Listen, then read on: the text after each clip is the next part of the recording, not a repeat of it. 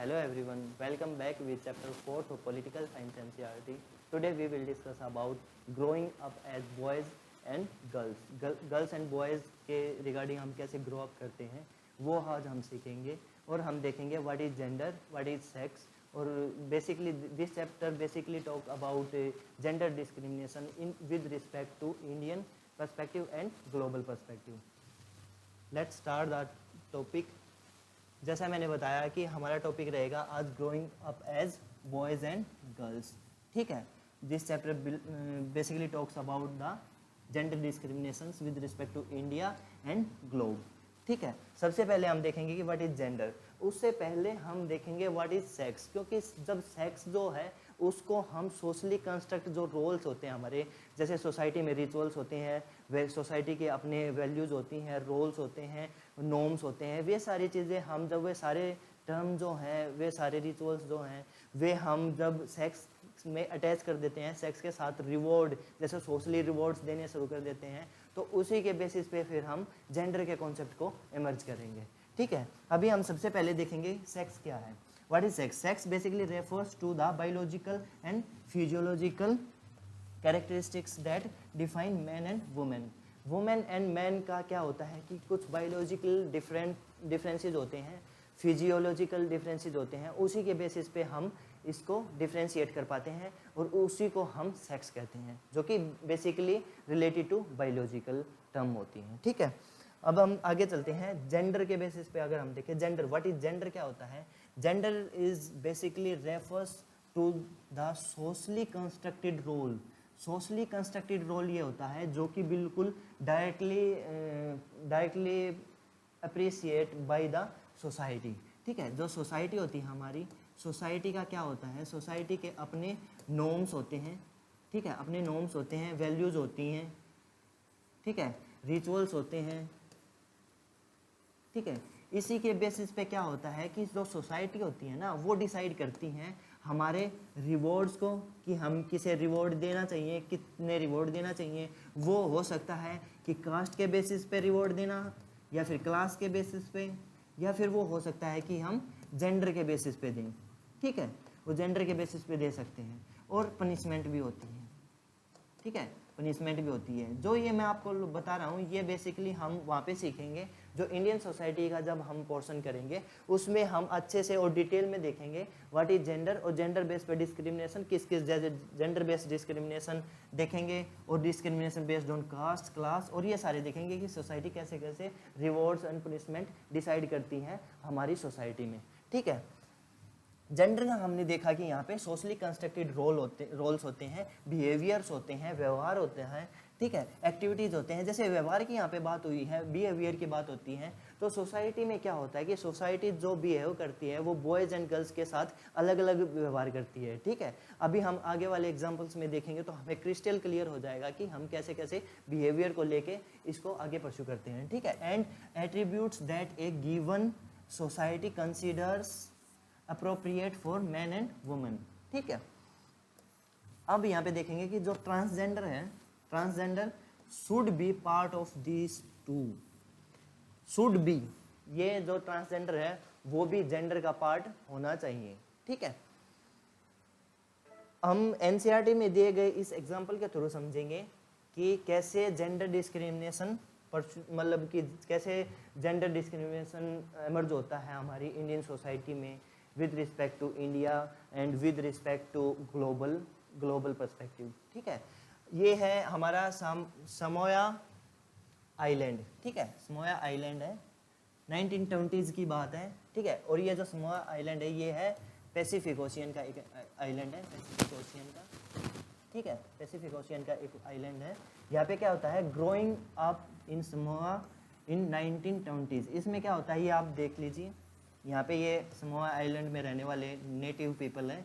ठीक है, वहाँ के रहने वाले आदमी जो भी यहाँ पे लेडीज़ हैं, इनके बेसिकली हम इनकी बात करते हैं. तो समोआ आइलैंड के जेंडर डिस्क्रिमिनेशन कैसे कैसे आता है. समोआ आइलैंड में बेसिकली क्या होता है कि वहाँ पे कोई जो बच्चे होते हैं वे स्कूल नहीं जाते. सबसे पहले पॉइंट 1 ये होता है कि वहाँ पे बच्चे जो स्कूल नहीं जाते. सेकंड, जो लड़कियाँ होती हैं वो अर्ली एज में काम करना शुरू कर देती हैं और बेसिकली इनका जो वो होता है, जैसे कि इनके जो एक्टिविटी होती है, वर्किंग एक्टिविटी, वो फिशिंग एक्टिविटी होती है, मच्छी पालन की इनकी एक्टिविटी होती है, ठीक है, मच्छी पकड़ते हैं, ये सारी चीज़ें वो वुमेन भी करती हैं एंड जो है मैन भी करते हैं। लेकिन यहाँ पे देखा जाए कि समोआ आइलैंड में एक अलग बात ये है कि जो घर का जो काम होती हैं वो मेनली क्या होती हैं, गर्ल्स करती हैं, और जो आउटसाइड की जितनी भी एक्टिविटी होती है वो मेनली कौन करते हैं, बॉयज़ करते हैं। इसका एग्जांपल हम देखते हैं तो क्या होता है कि यहाँ पे हम जेंडर डिस्क्रिमिनेशन कहीं ना कहीं हम देखने को मिलता है। ये सिंपली यही बात मैंने यहाँ पे लिख रखी है, ठीक है। अब हम देखते हैं कि जो डिस्क्रिमिनेशन है, जो भेदभाव है, ये होता है भेदभाव, जो भेदभाव है वो कैसे और कहाँ से स्टार्ट होता है, ठीक है, वेयर दिस स्टार्ट। आपने सोचा है कि जो भेदभाव होता है बॉयज़ एंड गर्ल्स के बीच में, वो हमें पता है कि बॉयज़ एंड गर्ल्स में भेदभाव होता है, लेकिन वो हम जब मैच्योरिटी लेवल पे आते हैं, मैच्योर लेवल पे आते हैं, तो हम देख पाते हैं कि यहाँ पे इस बेसिस पे हमारे साथ डिस्क्रिमिनेशन हो रहा है। लेकिन आपने कभी सोचा है कि जो डिस्क्रिमिनेशन है वो कहाँ से शुरू हुआ, है ना? तो आज हम इसके बारे में बात करते हैं। ये देखो लड़कियाँ, ठीक है, ये जो गर्ल्स हैं ये स्कूल जा रही हैं, ठीक है, और ये किस में जा रही हैं, ग्रुप में जा रही हैं, ठीक है, यहाँ पे ग्रुप है, और ग्रुप में क्यों जा रही है, क्योंकि इनको टीज करने का खतरा रहता है, कोई अटैक कर दे इस चीज़ का खतरा रहता है, तो इस वजह से ये ग्रुपिंग में जाती हैं। लेकिन बॉयज़ का अगर देखा जाए तो बॉयज़ तो अकेले ही ऐसे उठ के चले जाते हैं, ठीक है, बॉयज़ को किसी ग्रुप की भी ज़रूरत नहीं होती है, ऐसे ही अकेले भी बहुत जाते हैं, ठीक है। लेकिन बेसिकली अगर हम देखें तो मेनली अगर देखें तो इसमें हम गर्ल्स का वे ग्रुप में जाते हैं। Why do girls like to go to school together in group, ठीक है। जो डिस्क्रिमिनेशन होता है बेस्ड ऑन जेंडर वो अर्ली एज से शुरू हो जाता है, ठीक है, अर्ली एज से शुरू हो जाता है, लेकिन अर्ली एज में हमें पता नहीं चलता कि ये डिस्क्रिमिनेशन का पार्ट बनेगा, ठीक है।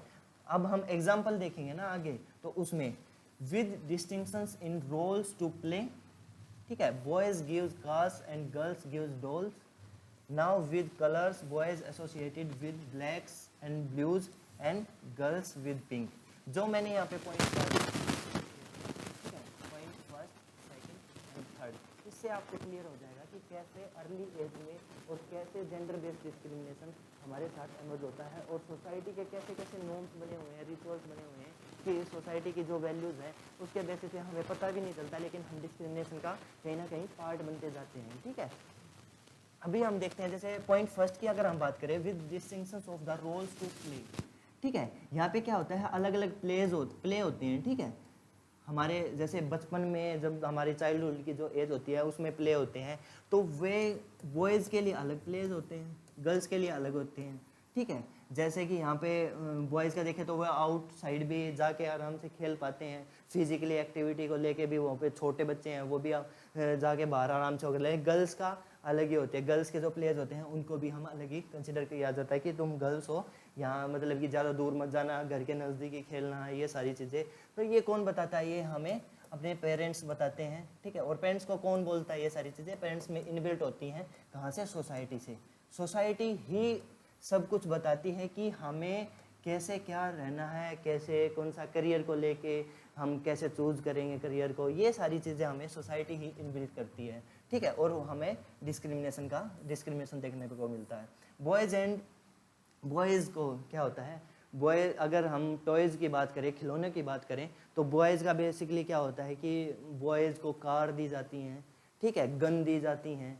लेकिन गर्ल्स का अगर देखा जाए तो गर्ल्स में क्या होता है कि गर्ल्स को डॉल्स दिए जाते हैं, गुड़ियाँ जो आती हैं छोटी वे दी जाती हैं, ठीक है। और गर्ल्स को जैसे कि किचन का सामान आता है, छोटे छोटे जैसे कि किचन के सामान होते हैं, वे हम कहीं बाहर जाते हैं मार्केट में तो वे उनके दिलाए जाते हैं। लेकिन अगर बॉयज़ के कंपैरिजन में देखें तो बॉयज़ को गन्स, जैसे हम भी छोटे थे तो गॉगल्स लेके आते थे या गन्स भी कई बार लेके आते थे, तो ये सारी चीज़ें हमें कहीं ना कहीं हम डिस्क्रिमिनेशन का पार्ट हो जाते थे और हमारी आदत हो जाती है उसको अडॉप्ट करने के लिए, ठीक है।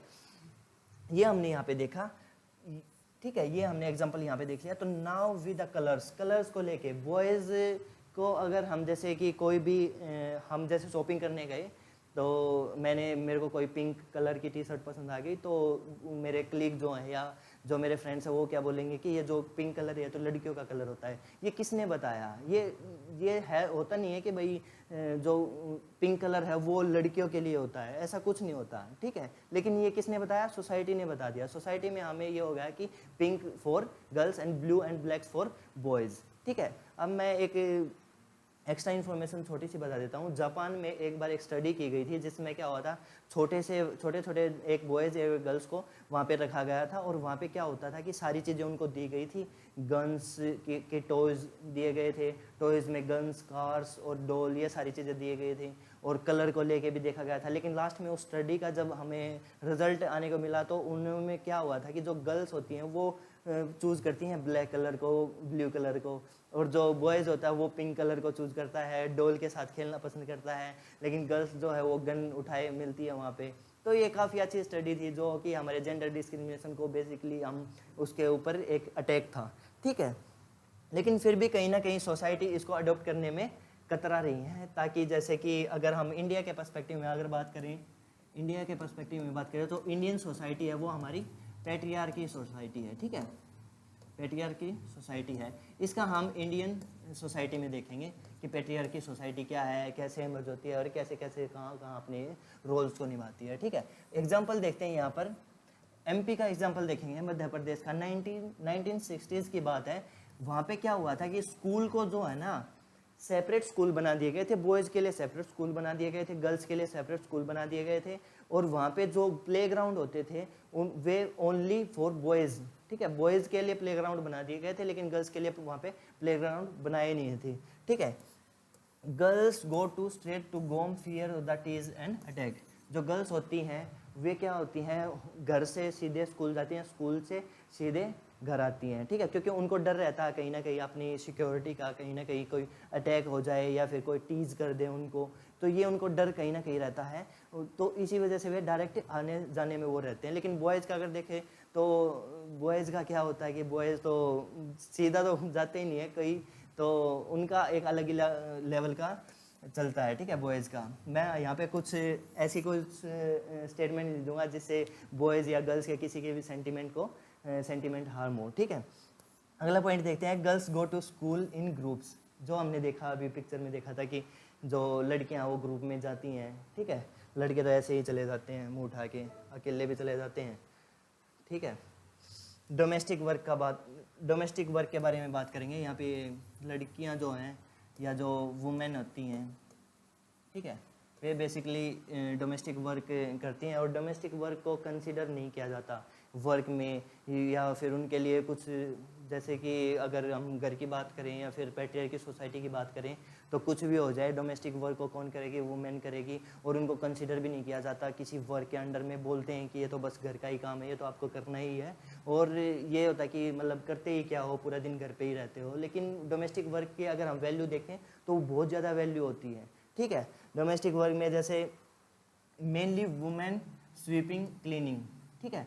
झाड़ू पोछे का काम कौन करती है? वुमेन करती हैं, ठीक है। हेड, अगर पैट्रियार्की सोसाइटी की बात करें, हमारी इंडियन सोसाइटी की बात करें, तो जो मैन होता है उनको हेड ऑफ द फैमिली मानते हैं। कभी आपने देखा होगा कि कभी आपने देखा है कि कोई जो हेड ऑफ द फैमिली है या फिर जो मैन है वो पोछा लगा रहा है, झाड़ू लगा रहा है? रेयर ही आपको मिलेगा, लेकिन ऐसा कुछ होता नहीं है।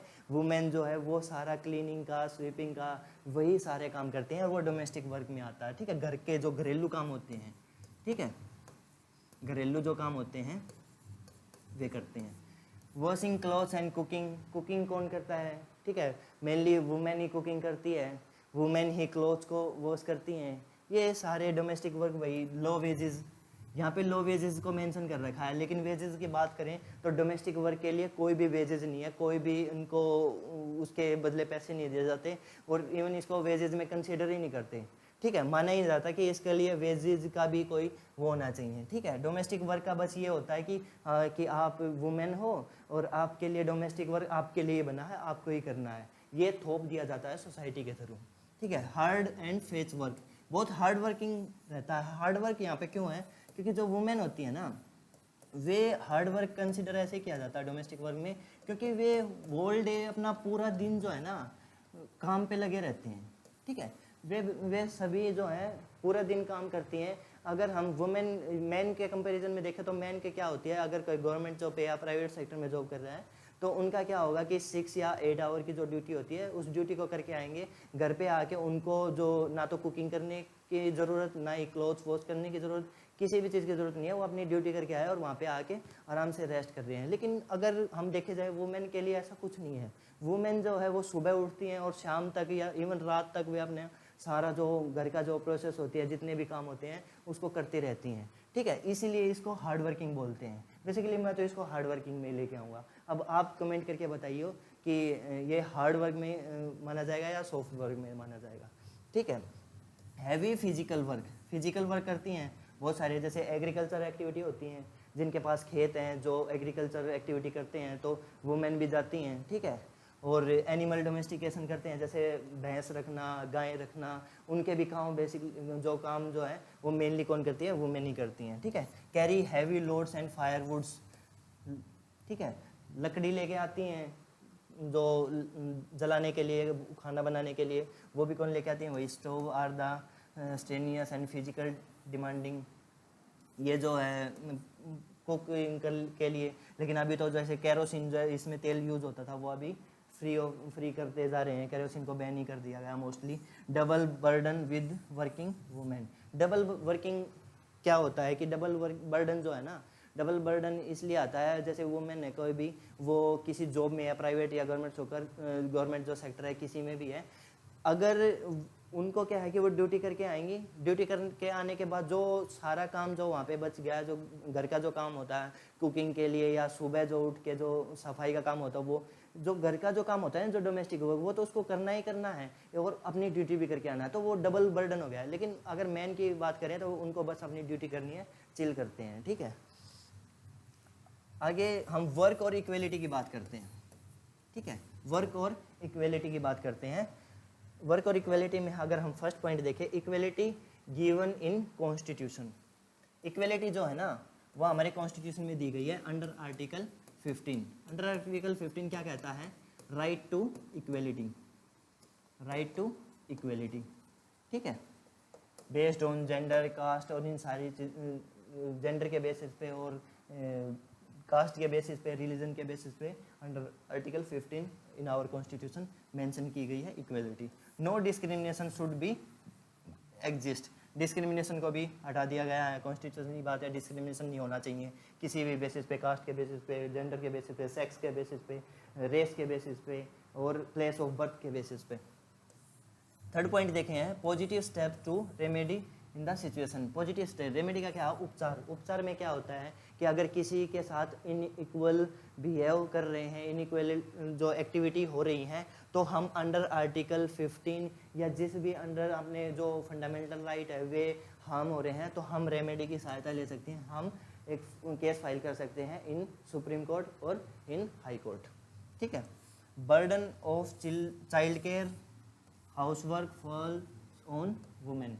वुमेन का क्या है कि जो चाइल्ड की जो केयर होती है, बच्चों की जो केयर होती है, वो बेसिकली कौन करते हैं, वुमेन ही करते हैं, तो ये भी इनके ऊपर एक बर्डन ही होता है। आंगनबाड़ी स्टेबलाइज्ड, आंगनबाड़ी बना दी गई है, उसमें क्या है कि वुमेन जाते हैं या छोटे बच्चे जाते हैं, वहाँ पे अपना टाइम स्पेंड करते हैं और यहाँ पे इसका रोल होता है, ठीक है। Making possible for more girls to attend school, क्या होता है कि गर्ल्स को स्कूल में अटेंड करने के लिए, अब हम डिफरेंसेस देखें तो इसमें अगर इसके बेसिस पे डिफरेंसेस ड्रेस के बेसिस पे भी, करियर को लेके भी डिफरेंसेस होते हैं। जैसे कि अगर हम एग्जांपल लेके चलें, यहाँ पे मैं एक थोड़ा सा एग्जांपल बता देता हूँ आपको। यहाँ पे बात करते हैं, अगर करियर की बात करें, करियर को लेके अगर हम बात करें तो बॉयज़ जो होते हैं और गर्ल्स होती हैं, ठीक है।